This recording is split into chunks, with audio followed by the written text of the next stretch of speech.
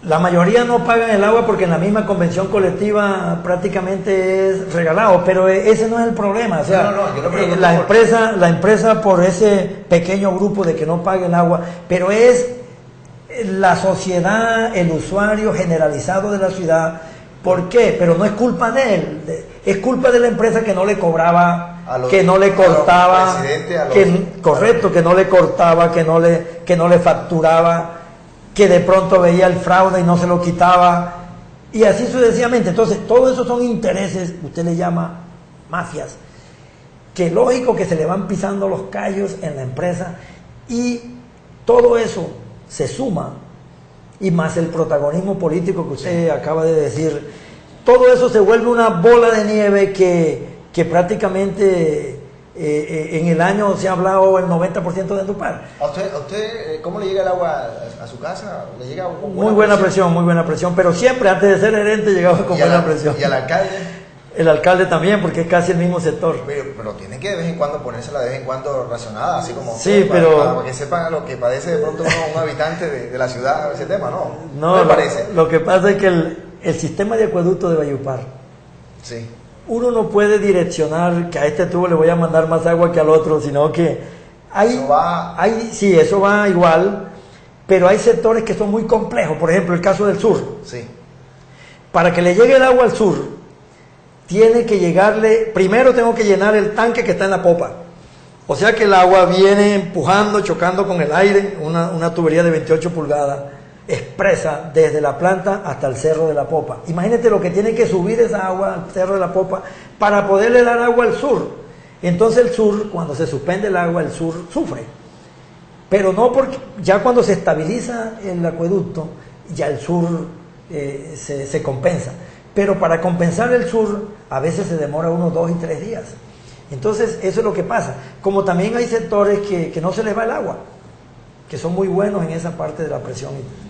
A ver, yo cuando le pregunto sobre el tema del sindicato y sobre el tema de la presión del agua del señor alcalde o de su residencia, porque es que la percepción de los vallenatos es que, no voy a negarlo, que ha habido un proceso de transformación, aplicando la palabra del eslogan del señor alcalde del municipio, es que ha habido un proceso de cambio en el sistema de Endupar que fue al principio crítico, no podemos negarlo, fue crítico, que hasta nos mandaron a que usted nos mandó a que como ciudadanos tenemos que comprar tanques elevados. Hoy la situación ¿cómo está? ¿Todavía debemos seguir comprando tanques elevados o tanques de esos para poderlos tener para guardar agua, almacenar agua, que además está propenso a que pueda hacer propagar el mosquito Aedes aegypti la cultura del tanque, la cultura del tanque es una cultura, o sea, una casa, los mismos constructores cuando hagan una casa tienen que entregarla con su tanque. Es que ni siquiera es por el caso de Endupar. El tanque de la casa puede ser de 500 litros, bien higiénico. Lo que le va a permitir a la persona es que compense. Pero para allá no vamos, o es que con el tiempo usted está preparando a los ciudadanos para que cuando llegue el momento esté preparado para cuando ya haya tiempos donde la presión del agua va a ser casi más débil. No, eso no va a llegar. Es que mira, ¿cómo nos augura usted eso? Por lo siguiente, de acuerdo a los parámetros y las variables que tiene el Plan Maestro de Acueducto y Alcantarillado para los próximos 30 años, ellos dicen que Valledupar dentro de 30 años va a tener 950.000 habitantes aproximadamente. Y nosotros estamos mandando 2.300 litros por segundo. Permíteme un instante, usted habla a los 30 años 950.000 habitantes. Sí, eso lo dicen los consultores del Plan Maestro. Por eso, pero cuando se hizo el primer Plan Maestro de Acueducto de Alcantarillado quedó corto frente a la población que tenemos hoy, ¿cierto? Bueno, quedó corto. No quedó corto porque lo que pasó fue que el Plan Maestro que hizo el doctor Rodolfo Campos fue bien hecho. El problema de los planes maestros es que si los gerentes que pasan por Endupar no los respetan, ningún plan maestro sirve. ¿Y en qué se respetó el anterior? En que no, o sea, el plan maestro es como una ruta, una carta de navegación. Entonces, si el gerente no repuso las tuberías primarias del viejo Valledupar, si el gerente no quitó la laguna de oxidación del Taruyal, si el gerente no hizo las intervenciones en la red, el acueducto se fue envejeciendo y por eso hoy le cuesta mucha plata hacerlo. Pero si en esos 15 años que duró ese plan maestro se hubiera hecho lo que paulatinamente habían recomendado en esa consultoría, por ejemplo, los alcantarillados pluviales, por ejemplo. Valledupar se quedó con unos arroyos y no se comenzó en eso, o sea, no se gestionó recursos para tener una empresa y una ciudad moderna acorde con el desarrollo urbanístico y que ha tenido Valledupar. Entonces mira que si nosotros hablamos ya dentro de 30 años, ya nos están diciendo, no lo digo yo, lo está diciendo los consultores del plan maestro en la socialización del tema que tuvimos aquí en la alcaldía con los constructores, con área metropolitana, con todo eso.